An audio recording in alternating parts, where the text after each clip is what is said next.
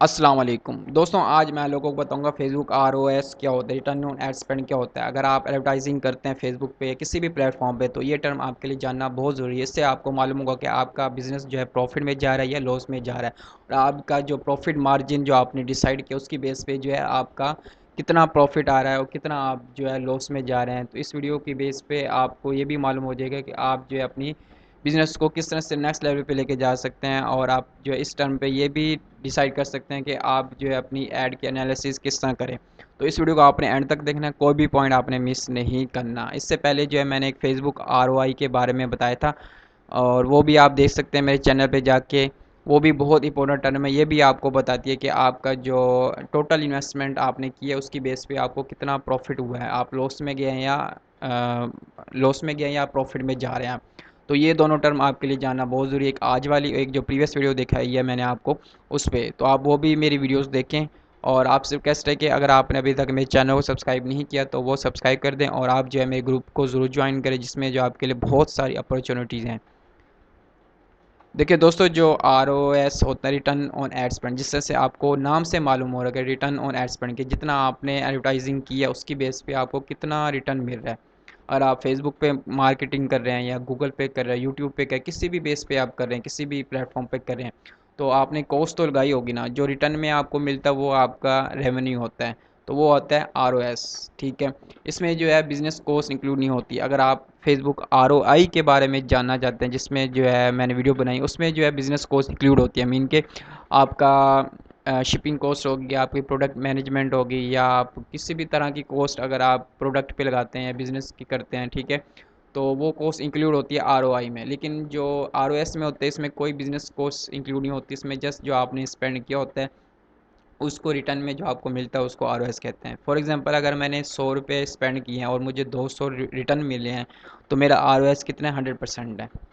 तो ये जो आर है आपको ये बताता है कि आपने एडवर्टाइजिंग कितने की किया और आपको रिटर्न में क्या मिला। लेकिन आर होता है वो आपको डेप्थ में बताता है कि आपकी कितनी कॉस्ट है, टोटल कितनी कॉस्ट है, और उसकी बेस पे आपको कितना मिला है। तो फिर आप डिसाइड करते हैं कि आपका बिजनेस ग्रोथ क्या जा रहे हैं, लॉस में जा रहे हैं या प्रॉफिट में जा रहे हैं।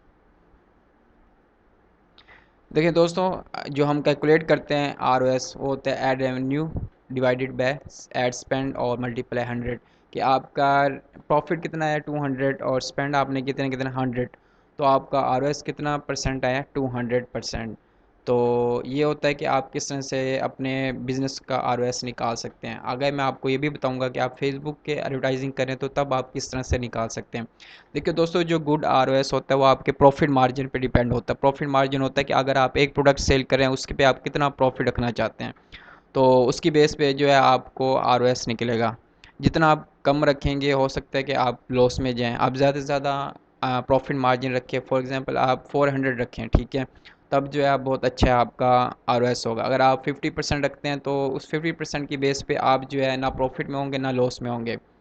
अगर ये एग्जांपल जो मैंने आपको ऊपर दी है 200% है, ठीक है, मीन कि जो आपने प्रॉफिट निकाला 200 प्रॉफिट निकाला, अगर कभी 50% आप प्रॉफिट मार्जिन रखते हैं तो आप तो ना प्रॉफिट में है ना लॉस में है, क्योंकि आपको 100 रुपीज़ बाकी बचते हैं, जिसमें जो है आपके लिए ना आप प्रॉफिट में गए हैं ना आप लॉस में गए हैं। इस वजह से आपका जो गुड आर हो वो आपका ज़्यादा से ज़्यादा आपको 300% हो या 400% हो, तब जो है आपका बिज़नेस बहुत अच्छा ग्रोथ करेगा और अच्छा एक प्रॉफिट जो होता है वो आपको मिलेगा। जितना आप जितना आप प्रॉफिट मार्जिन ज़्यादा अच्छा रखेंगे उतना ही ज़्यादा आपके लिए बेनिफिट होगा।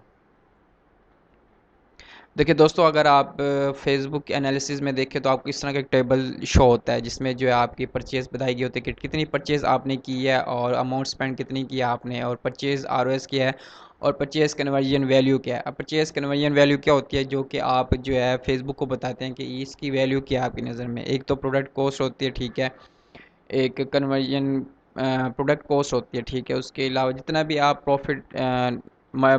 प्रॉफिट मार्जिन आप लगा के जो प्रोडक्ट की प्राइस डिसाइड करते हैं ना, तो वो आप फेसबुक को बताते हैं। उसकी बेस पे जो है फेसबुक आपको कन्वर्जन वैल्यू बताती है कि इतना एक प्रोडक्ट की जो आपने स्पेंड किया वो इतना है और उसकी जो कन्वर्जन वैल्यू है वो इतनी है।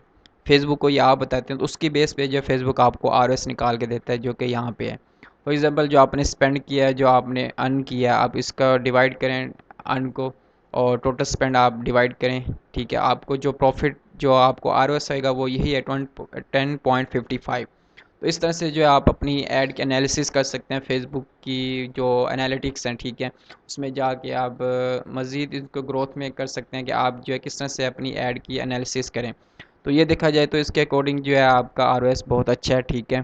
तो इस तरह अगर आप ई-कॉमर्स के कोई और भी बिज़नेस कर रहे हैं, ठीक है, तो आप इस तरह से जो है अपनी एनालिसिस कर सकते हैं। अगर आप सर्विस बेस्ड बिज़नेस कर रहे हैं, उसका भी मैंने आपको तरीका बताया हुआ है, वो आप मेरे प्रीवियस वीडियो देख सकते हैं फेसबुक ROI में। उसमें जाके आपको मालूम हो जाएगा कि आपका कितना बिज़नेस, आप कितना आप लॉस में गए हैं और कितना आपको प्रॉफिट हुआ है आपको, ठीक है।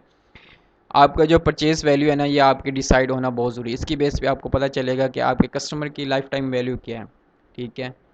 तो इसको आपने लाजमी देखना है। और इससे पहले जो है अगर आपने एनालिसिस करना है तो आपका पिक्सल होना बहुत ज़रूरी है आपका, ठीक है। आपने इवेंट सेटअप किए हुए हैं वहाँ पे, तब जो है आप इजीली से जो है इनको ऐड, अपने जो इवेंट है उसको आसानी से आप ट्रिगर कर सकते हैं, आसानी से आप उनको एनालिसिस कर सकते हैं अपने एनालिटिक्स टेबल में, जिस तरह मैंने आपको यहाँ दिखाया हुआ है।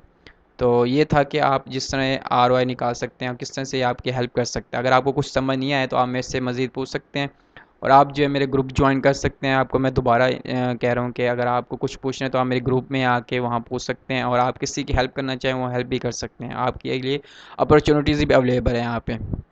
और इस ग्रुप को आप ज्वाइन करें, इस चैनल को भी सब्सक्राइब करें, इस वीडियो को भी आप लाइक कर दें।